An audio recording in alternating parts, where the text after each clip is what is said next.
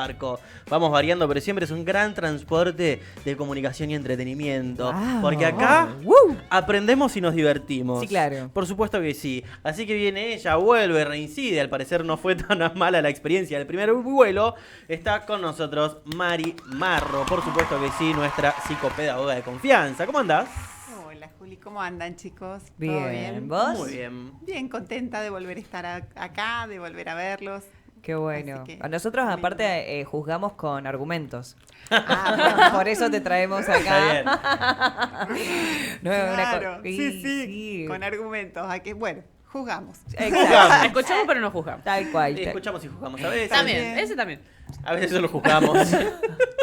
Tal cual. Sí, Ah, pero medio bueno. difícil. Sí. Correrse y no pensar y no juzgar y no... Sí, está previo. digamos, ¿no? Tal cual, tal cual. Ahora esto, lo que mencionábamos cuando arrancábamos el programa, hoy un día muy habituado por las infancias, si quiere, venimos de hablar con Topa.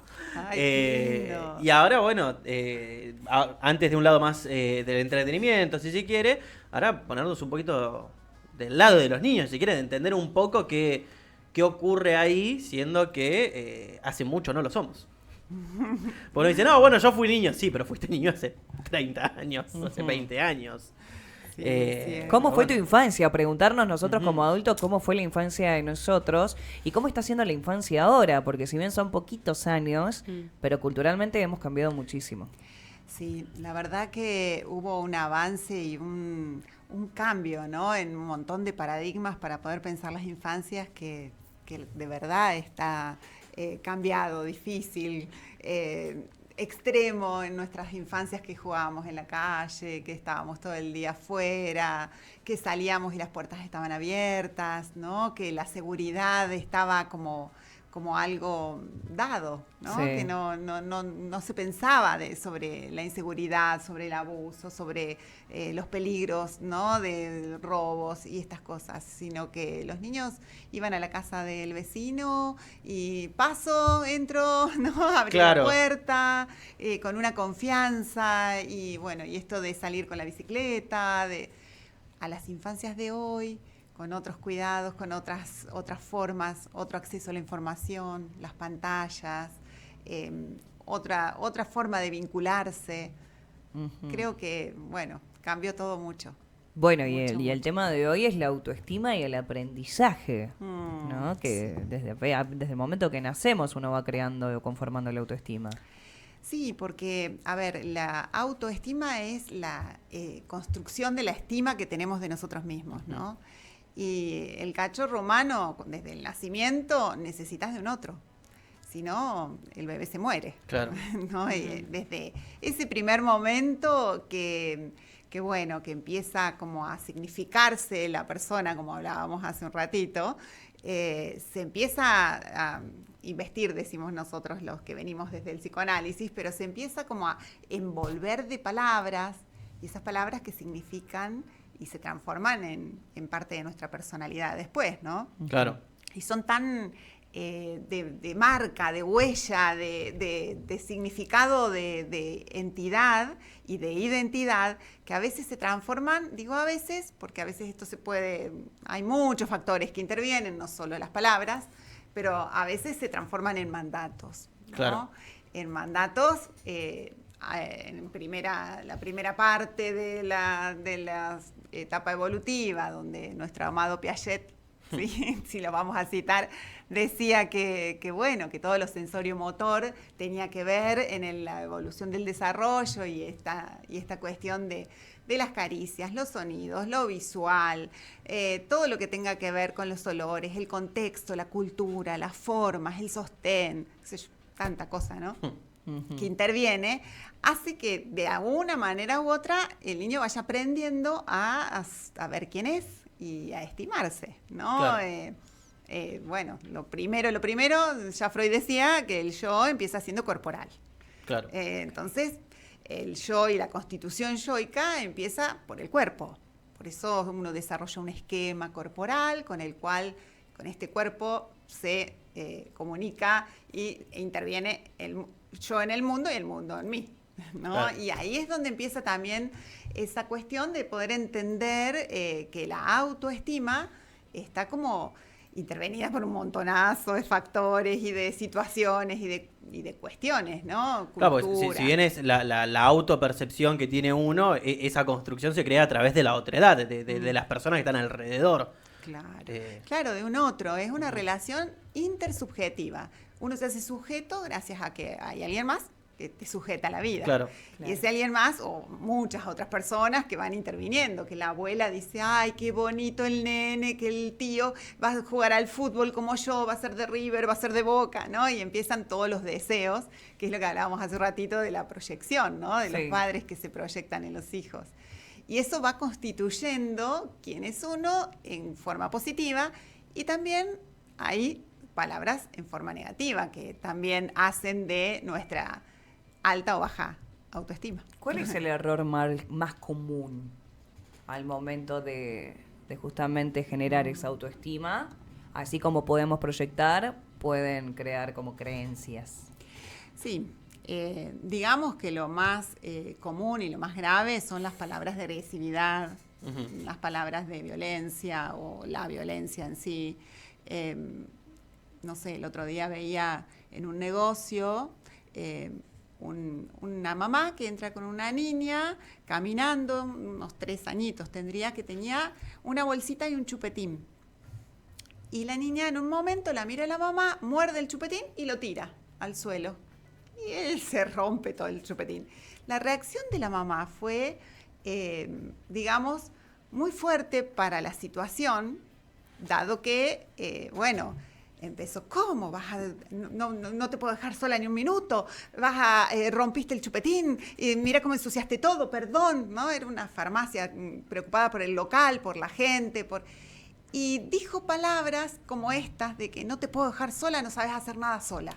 Ahí está, ahí lo dijiste. ¿No? Bien. Muy pequeñita la niña, la miró a la mamá. Y no es que sea una mala mamá, es una forma de reacción que quizás la aprendió de su propia mamá, y son dichos que quedan como en el inconsciente porque quizás es una muy buena mamá, pero en esa situación ella responde de esa manera con esta niña, y quizá esto, sea un correlato en el futuro de una situación en la que le cueste estar sola a la niña. Claro, y entendiendo que esa frase... Que tenga dificultades en los grupos, claro, que tenga, ¿no? Y que no sea la primera vez que haya escuchado o vaya a escuchar esa frase. No, obvio, claro. Porque el problema no es no es esa única instancia, sino esto que lo Claro. repita, ¿no? Y pienso esto, si lo haces en público, lo que debe ser puertas adentro. Probablemente eso no lo sabemos. Sin pero juzgar, sí digo, pero hay que es donde una- está donde estás todo el tiempo, 24/7, son en las 4 paredes de un hogar, digo.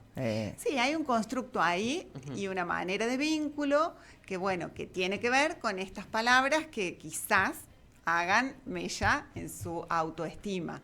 A la hora de tener la autoconfianza para establecer un vínculo de grupo, probablemente tenga dificultades.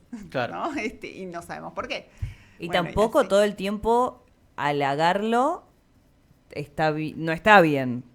Los extremos, No, a ver, no son buenos. forman también, este niño que es centro de todo ese universo familiar, donde todo depende de ese niño, cuando salga de ese lugar, llega a la escuela y va a pedir tener ese lugar. Si no lo tiene, se enoja, aparecen otras frustraciones ahí, Claro. ¿no? De cómo aprendió a ser centro del mundo y a recibir solo halagos. Que ante cualquier dificultad que tenga, ante alguna situación, a ver, un ejemplo. Si hacemos un juego y en el juego a Juli le doy 100 fichas, Pato te doy 10 y ¿valen? Digo bien, te doy 5. Y la primera apuesta vale 9. ¿Cómo llegan a jugar en esa primera apuesta? La que tiene 5, la que tiene 10 y el que tiene 100. Claro. Los sentimientos de cada uno y las emociones, seguramente la misma situación, el mismo juego, la misma circunstancia. El que tiene 5 queda fuera, no puede jugar. El que tiene 10 le queda 1 si llega a perder, porque tiene que jugar 9. Y el que tiene 100 está más cómodo. Entonces Sí. la situación de riesgo, la situación de ansiedad, la situación de nerviosismo seguramente es mayor según la carga que yo tenga de fichas en este caso. Claro. ¿No? Entonces, cuando llego a jugar, yo llego con todo un monto de fichas que el mismo juego es el mismo juego para todos, el número es el mismo número para todos. Sin embargo, lo que genera en cada uno, la creencia de lo que tiene, Sí. ¿sí? Ahora Sí, lo sí. trasladamos, ¿no? Ujú. Genera totalmente otra cuestión, ¿no? ¿Con qué llego yo a jugar? Claro. Y si pierdo esos 9, ¿no? Que perdiste vos, te quedaste con 91. Estabas re tranquilo.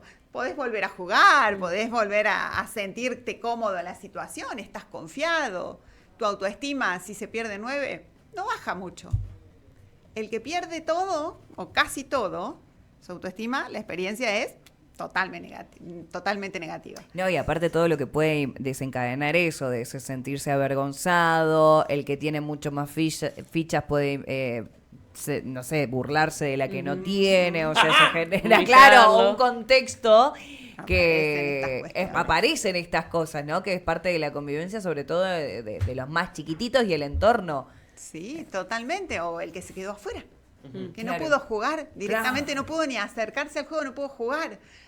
Como suele pasar en los partidos de fútbol, bueno, vos al arco, vos al banco. No, Claro. no podés jugar. Es decir, las experiencias con las que cada niño va contando a la hora de llegar, por ejemplo, a la escuela, que en la escuela todo se lee, se califica, ¿sí? Lo que está bien y lo que está mal, es visto por las Claro. señas y por todos, es expuesto.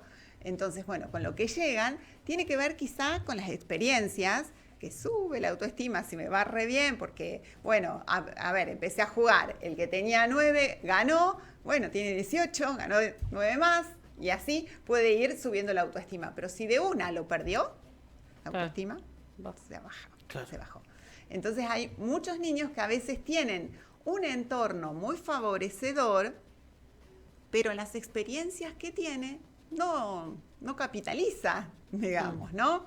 Le fue mal en alguna cosa una vez, a la segunda que juega otra vez, y ahí la autoestima baja.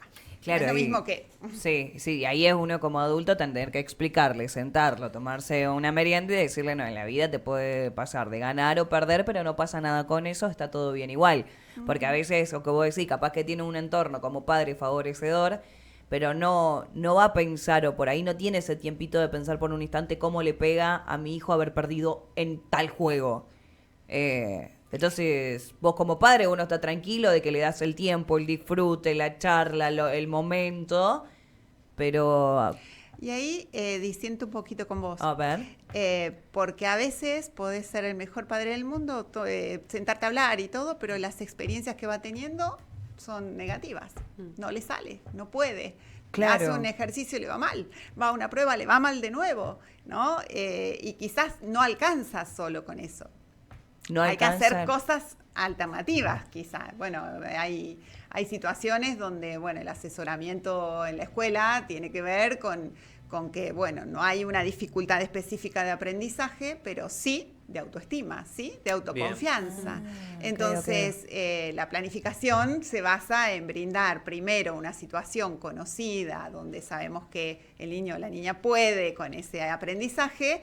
En primera instancia, que sea una evaluación que tenga 5 puntos, el primero que sea fácil, que pueda, cosa que dé motivación, que dé confianza, me salió, el segundo con un desafío cognitivo un poquito más de complejidad, y así, el tercero y el subsiguiente. Entonces la Claro, idea porque hay es que transformarlo a eso. esto hay que, claro, transformarlo en experiencias donde el niño pueda sentir que va ganando confianza, ¿no? Bien. Y animarse a correr el riesgo al siguiente punto, al siguiente juego, al siguiente desafío cognitivo. ¿Y eso ¿sí? es un trabajo de padres o también, o sea, de padres junto con, no sé, se me viene el psicopedagoga de la escuela, los Sí. maestros? ¿Es un trabajo en conjunto? Sí, en general se lee al niño, en la escuela es donde mayormente las señoras se dan cuenta de qué sucede con este niño, entonces o deriva, y el trabajo de la psicopedagogía es un trabajo en equipo, es conjunto. Entonces no se puede trabajar solo con el niño si en casa no estamos en acuerdo con estas formas de abordaje, y en la escuela también.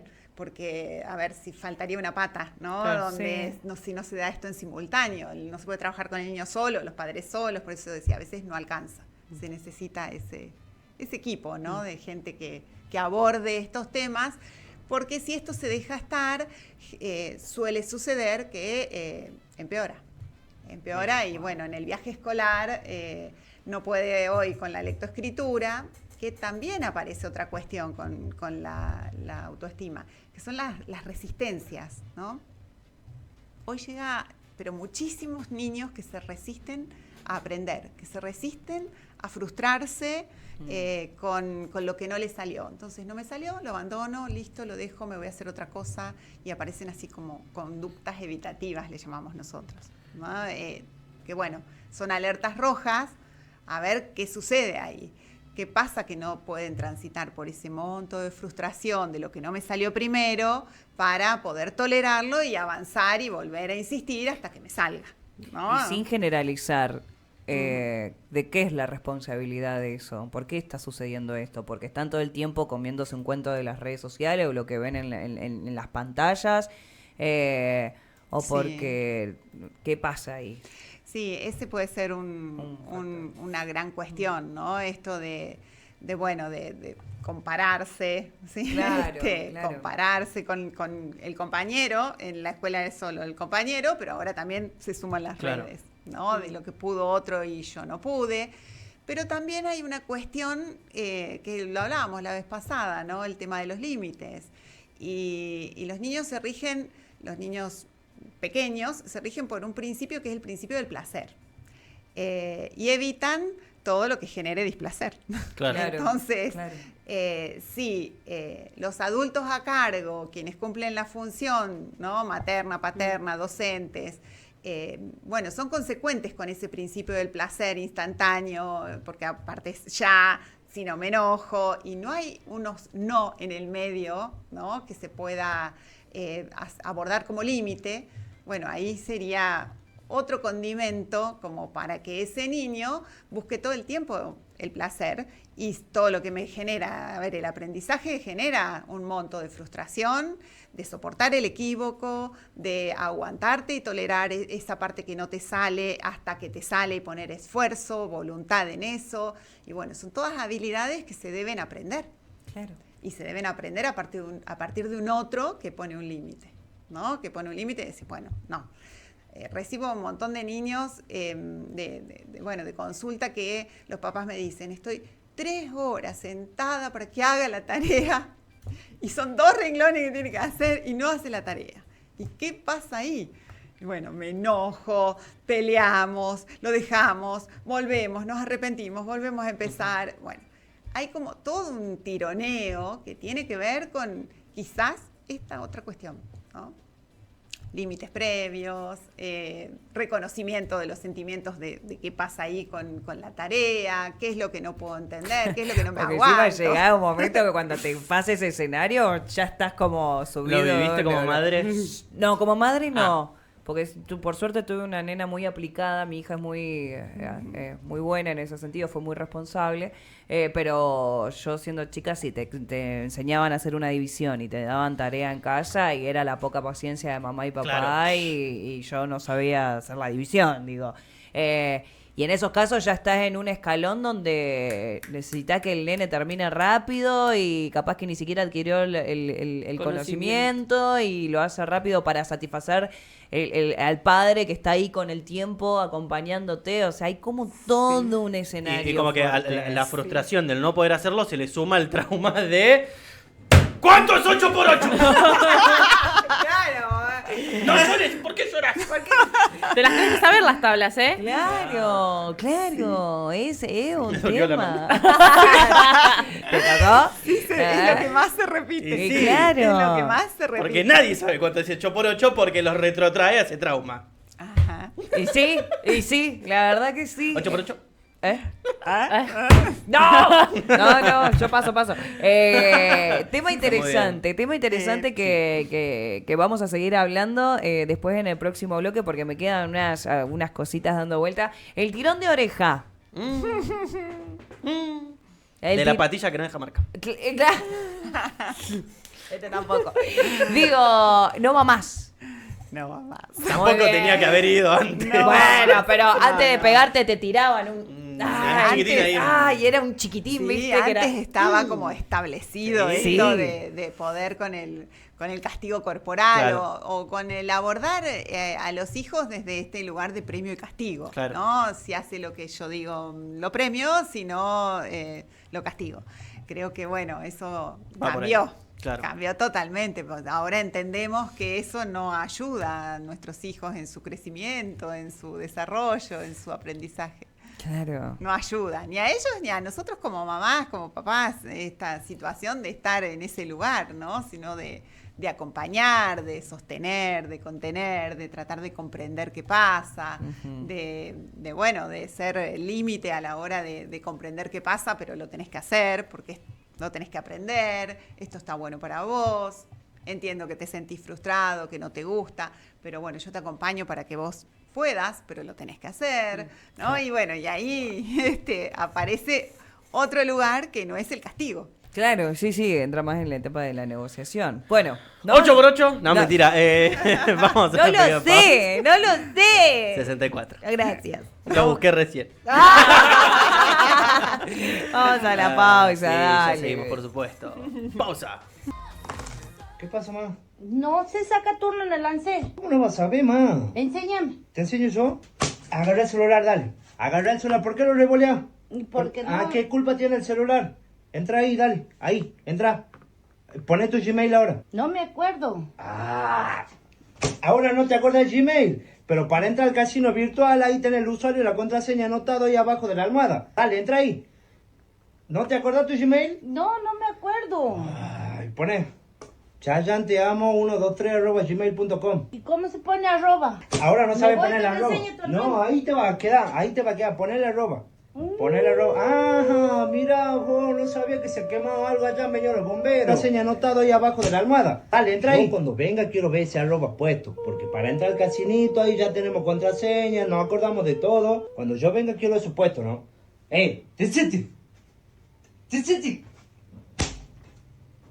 Decite. 8 por 8.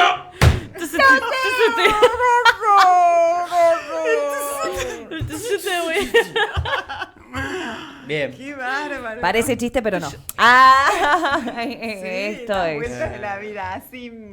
Así se llegan muchas mamás Y sí. saturadas con sus hijos del mismo modo y ahí está la vuelta. Claro. Ahí está la vuelta. ¿Y sí? Sí, el tema de, bueno, de Mamá, no hace falta que te límites. anotes entrar a Google. Ya sabes que tenés que Claro. entrar a Google. No, bueno, Recuperar pero- contraseña, ¿no? Claro, Hay que leer igual. nomás. Hay Seguir que los leer. pasitos. Tenés que leer. No, a mí me da cosita. Como que digo, no, por suerte me olvidé como me ¿Cómo tenía te- racagando cuando yo no podía aprender las tablas, digo, pero y te dicen, ¿y cómo?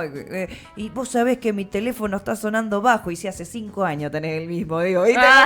Claro, es ya. hora de cambiarlo, ¿cómo te explico? Qué buenos hijos que somos comprensivos y no. Siempre. le Sacamos el cinturón. Claro. Sí, es que era una metodología Claro.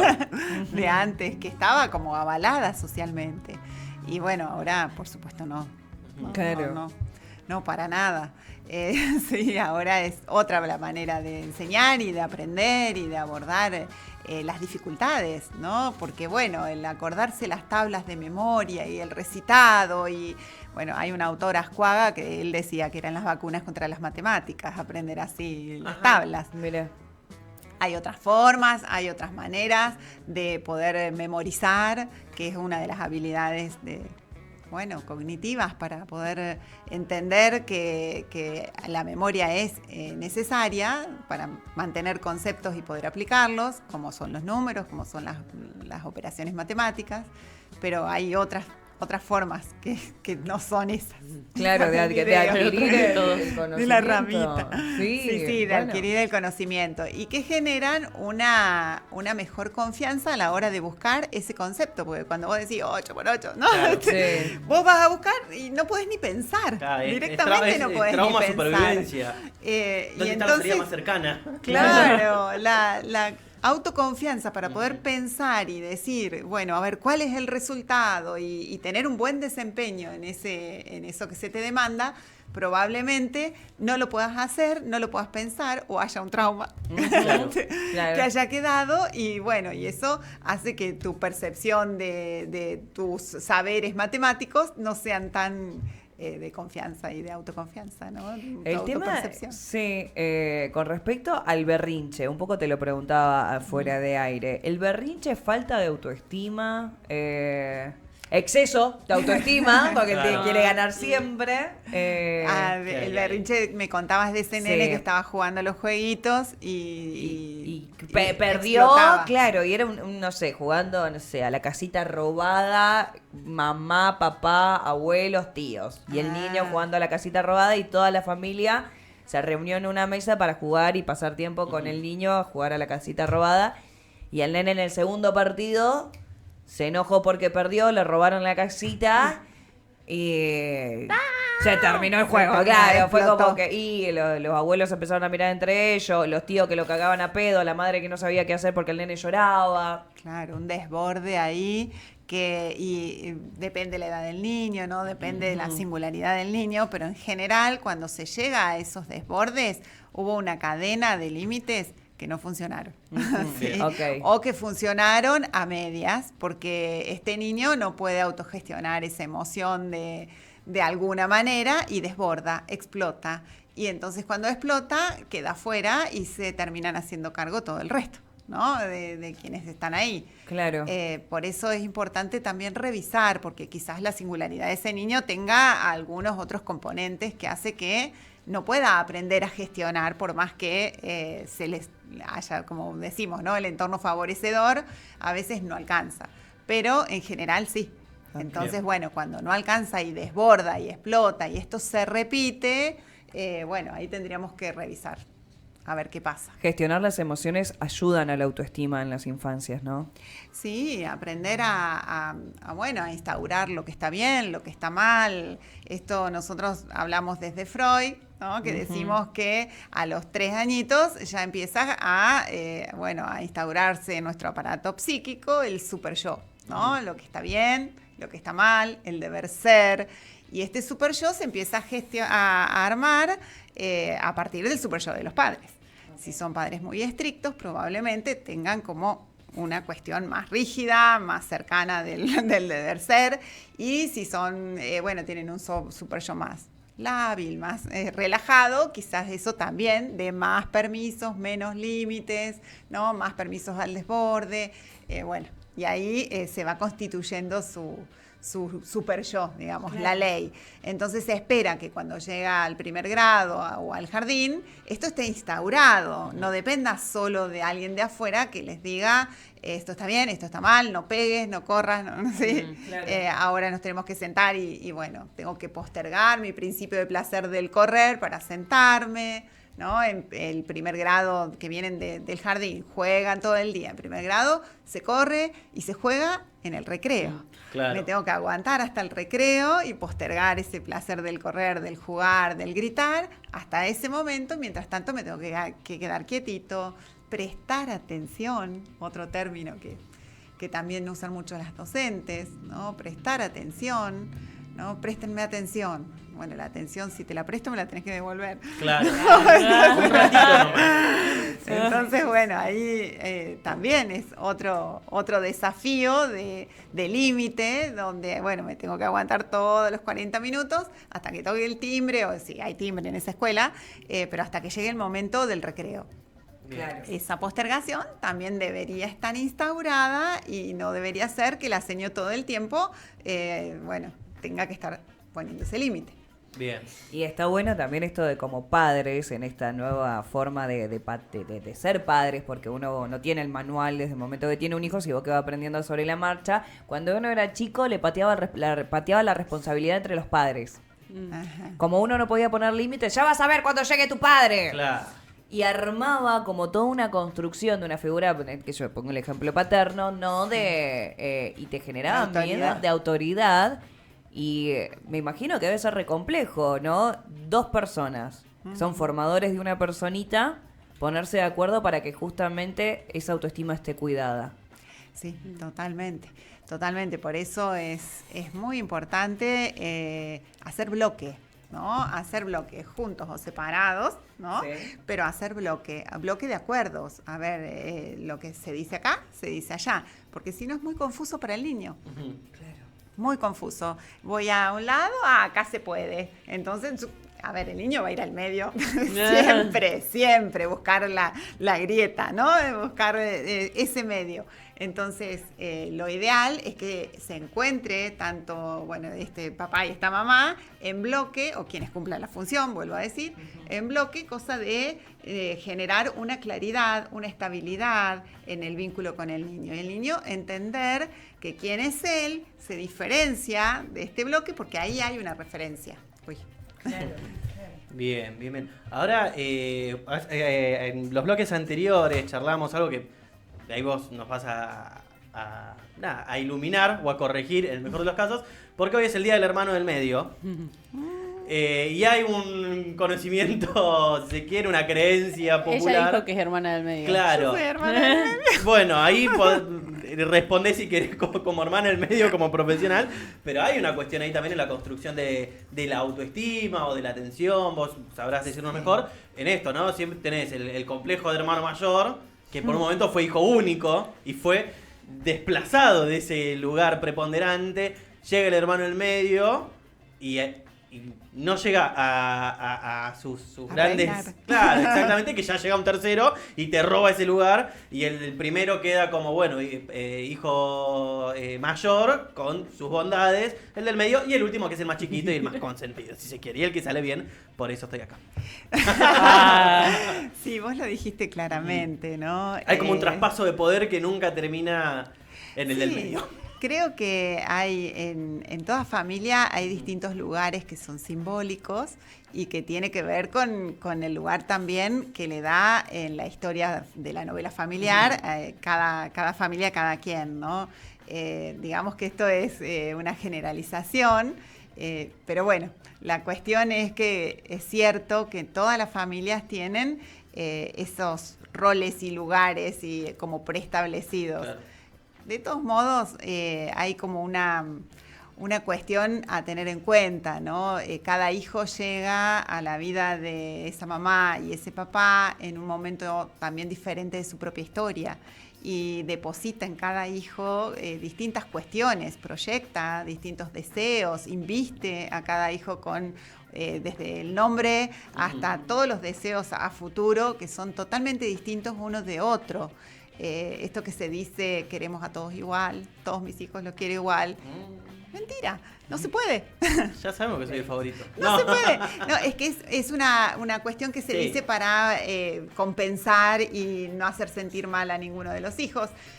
También para sentirse justa como mamá o como papá. Pero en realidad cada hijo, cada persona te convoca, te promueve cosas diferentes. Claro. Llega en un momento distinto de tu propia historia. El primero es como la posibilidad de ser madre o de ser padre, de pensar en proyectarte en un hijo, en Claro, traer es un hijo al es un lienzo en mundo. blanco. Es como todo el deber ser.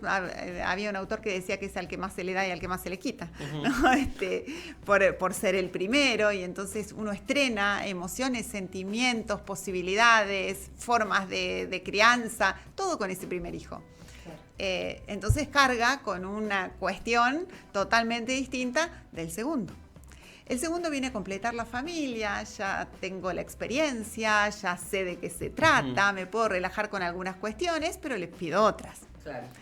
Y el tercero, como decías, que es el más consentido, tiene otro lugar porque ya también trae la experiencia, pero hay muchos más en la familia Claro. que también abordan al tercero de alguna manera para consentirlo, para cuestionar lo que dice la mamá. Claro, y el padre también, uno como padre se relaja más porque como que el más chiquitito le Bueno, echa las pelotas a los hermanos, no le echa las pelotas a los e padres. incluso en la historia de mi familia está la anécdota de, claro, a la primera era como, venían los tíos, lávense las manos antes de agarrar el bebé. Y a mí era como, bueno, está durmiendo ahí, agárrenlo. Súper no relax. pasa nada. Súper relajado ya. Claro, claro. Pero bueno, sí. Es un tema. Es interesante. Ahora, esto también es una de las cositas que mencionabas de investir o de proyectar o de volcar estas cuestiones en los hijos. Pasa incluso de forma inconsciente, aunque uno no lo quiera. Sí, ¿O cómo se claro. conjuga esa situación? Porque uno dice, bueno, está bien, yo no quiero que él haga lo mismo que yo no quiero que sea médico, pero si no se conjuga por ahí, se conjuga por otro lado. Siempre terminamos siendo referencia. Bien. Para un lado o para el otro, para bien o para mal. Los padres terminamos siendo la referencia. No voy a ser como mi mamá que hizo tal cosa conmigo o con mi hijo. Y termino a lo mejor repitiendo o haciendo justamente lo opuesto de lo que sí conozco. Claro. ¿no? Pero termina siendo la referencia. Entonces Para el sí o para el no es referencia. es una referencia. Entonces, bueno, la proyección o esto del el envolvimiento de significantes es inconsciente. Y quizás venga del inconsciente de generaciones pasadas, ¿no? Claro. En donde hay deseos puestos en mí que pasan a mis hijas, en mi caso mis 3 hijas, y bueno, y eso seguirá, ¿o no? ¿O no? Estaba pensando mientras hablaba de los hermanos, digo, la diferencia que a veces uno sin querer como padre puede cometer como los hermanos, eso también jode la autoestima. Digo, cuando vos decías, no sé, a los 3 los quiero por igual. Y decís, no, y bueno, no, a los 3 no por igual. Y cuando una de esas criaturas, ponen en el caso de que sean 3, lo ve, lo observa, esa diferencia puede joder a la autoestima. Probablemente haya alguna cuestión, si esto se repite, Claro. si esto se conjuga con algo más. No per se. No, digamos, no a propósito, sí. Pero sí puede. Porque la autoestima es un constructo, entonces está en proceso Todo el tiempo. Y hay una parte que tiene que ver con esto que hacemos los padres de lo que decimos, y otra parte, vuelvo a decir, tiene que ver con la experiencia y la narrativa propia. Claro. A veces uno ve niños que tienen la experiencia del hermanito del medio, cuidar al hermanito más pequeño, ¿no? Cuando mamá y papá se van. Entonces la mamá dice, bueno, vos, el mayor se va porque tiene que estar en el secundario, quedan los 2 más chiquitos. Esta es una escena familiar muy común. El del medio es el más grande, pasa a ser el más grande, entonces, bueno, vos vas a calentar la taza de leche en el microondas o vas a calentar y el niño, el más chiquito, va a juntar. Ya tiene una responsabilidad, una experiencia para hacer. Puede vivenciarla como, qué bien, yo soy el más grande, puedo. Claro. ¿no? Y me sale re bien. Pongo en el microondas, sirvo. Pero puede pasar que un día digo, bueno, voy a servir el yogur y se caiga el yogur. Se caigan los cereales y tengo que levantar todo. Y entonces ahí la autoestima tiene que ver específicamente con la experiencia y no con la cuestión de, bueno, yo te doy la responsabilidad como mamá porque creo que vos podés hacer esta tarea. Confío en vos, sé que lo podés hacer, siempre lo haces delante mío, lo haces muy bien. Bueno, ¿qué pasa si la experiencia se transforma en un problema porque se le caen las cosas, porque tiene que limpiar y no sabe cómo, los cereales vuelan por todos lados? Bueno, ¿qué narrativa hay ahí de lo que pude y lo que no pude hacer? Entonces, ¿Cómo lo puedo resolver? ¿Cómo lo pude resolver? Sí. Se me cayó, no pude limpiar y me quedó todo limpito. Entonces cuando vino mamá vio todo brillante, o vio un desastre y mamá va a decir ¿qué pasó? Yo no pude, me demuestro que no puedo. Bueno, depende esa narrativa interna también de las experiencias. Bien. Y hay niños que están muy como cuidados, que no les permiten hacer nada en la casa, nada, ninguna experiencia les sirven todos, los visten, los cambian. Entonces, cuando llegan también a tener que hacer solos alguna actividad, no lo saben hacer y también se frustran. Entonces tienen menos cantidad de experiencias que corroboran su poder sobre algunos aprendizajes. Que también eso tiene que ver con la cantidad de experiencias. Si yo lo hago todos los días, el cambiarme, el ordenar, probablemente eso sea una experiencia de valor para mi autoestima. Cuando lo tenga que hacer adelante de otros o en un campamento, yo lo voy a poder resolver. Claro. El niño que se lo hacen todo, que no tiene esa experiencia, probablemente llega al campamento y no sabe qué hacer. Claro.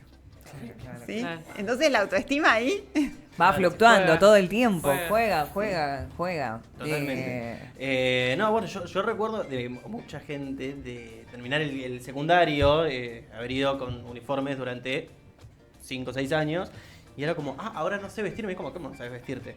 No, si siempre tuve que usar un jogging azul y una remera blanca. Bueno, está bien, bueno, pero... o sea, Claro, ¿qué exacto. hacías los fines de semana? ¿Cómo te vestías, De- boludo? de- Salías del Tenés colegio 20 y años, hacías. flaco. Claro. Pero es algo que lo vi y me da una vergüenza enorme. Bueno, y la autoestima, cómo va cambiando, cómo va modificándose, y con todo este contexto, lo que hablábamos al principio, ya en modo de cierre de conclusión, cómo el contexto cultural a veces también acompaña a la construcción de esa autoestima, tanto sea para los chicos y nosotros como adultos responsables de ser conscientes de todo eso. Realmente mirar quizás con un ojo más detallista, sin repetir lo que nuestros viejos hacían con nosotros, que nosotros nos criamos y eso era lo normal y estaba todo bien, y que esto, el video que miramos al principio del bloque es a modo de ejemplo, pero no nos olvidemos que la educación de antes, los propios docentes le pegaban con una regla a los el alumnos. puntero. Claro, entonces me parece que también es parte de lo mismo, esta construcción, desconstrucción, que a veces te pone en jaque, pero es de la manera que uno tiene que agarrarse de esos recursos para poder ser un poquito mejor y para que la autoestima de las infancias al día de mañana puedan tener más libertad a la hora de decidir y más desarrollo cognitivo a todo lo demás. Sí, totalmente. Es un cambio de paradigma extremo, digamos, para poder pensar en las infancias desde otro lugar, ¿no? Del comprender, del sostener, del poder estar atentos para brindarles estas experiencias dentro de sus posibilidades, y no experiencias que tengan que ver con una dificultad tan grande que no lo logren. Entonces, de entrada ya la motivación se pierde y la autoestima baja, ¿no? Entonces, bueno, también es esto, ¿no? Que aprendan a andar en bicicleta cuando es la edad para andar en bicicleta, Claro. y no cuando están aprendiendo a caminar. Bueno, y estas cuestiones, ¿no? Los juegos reglados. Los juegos reglados es después de los 6, 7, 8 años. Los llevan a fútbol a los 4, a los 3. El niño corre para cualquier lado. Claro. En realidad todavía no está preparado, y quizás este sea un deseo de un papá, que el niño juegue como Messi, que es muy Claro, genuino, proyectar. pero todavía no. Y entonces no es que mientras más rápido aprenden a leer, mientras más rápido aprenden a escribir, a jugar al fútbol, no es una carrera, ¿no? Sino que cada cosa en su momento, y eso ayuda mucho, mucho a la autoestima de las infancias. Muy bien. Nada, recordarles a la gente, porque estaban preguntando aquí en el chat, si se puede volver a ver esto. Claro que sí, claro que fue una sí. gran columna. Lo pueden hacer todos los programas que han subidos aquí en el canal de YouTube de Vex TV. Así que eso, quédense ahí tranquilos, que si no vieron el primer bloque lo pueden volver a ver, pueden ver todo completo. Pueden tener dudas y decir, lo voy a volver a ver por las dudas. Chequealo, A ver cuánto era chequealo, 8x8. Pero bueno, fue un placer, Mari. Bueno, Gracias, muchas gracias por invitarme. Muchas Gracias. Despedimos a María Isabel Marro, psicopedagoga, hoy, hablando de autoestima y aprendizaje para las infancias. Columnaza la de hoy para volver a ver muchas veces más. Así que gracias, Mari. ¿Nos vemos en 15 días? Nos vemos, Ok, dale. Ok, vamos a la pausita. Por supuesto, 8x8 64, pausa y ya seguimos.